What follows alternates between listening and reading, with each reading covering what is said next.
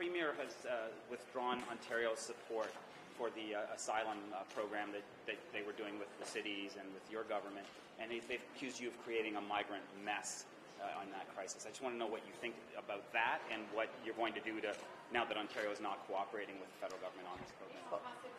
This was the first opportunity I had to sit down with Premier Ford to talk about the asylum seeker issue and irregular migration. This is obviously something fairly important.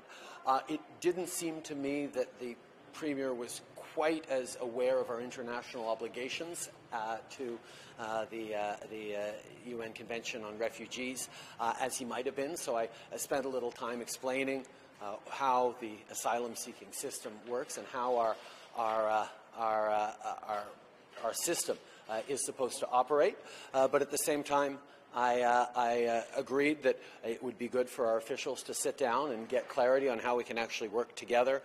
to ensure that we are holding true to our values, but making sure that our immigration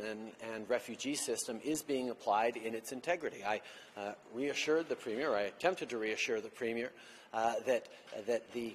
asylum seeker stream is separate from the immigration stream, that Canada has always had a separate procedure to assess refugees and to determine whether or not they are indeed fleeing violence, persecution and terror, or else they are simply economic migrants, at which point they would get sent home once their files are processed. It's important as leaders in Canada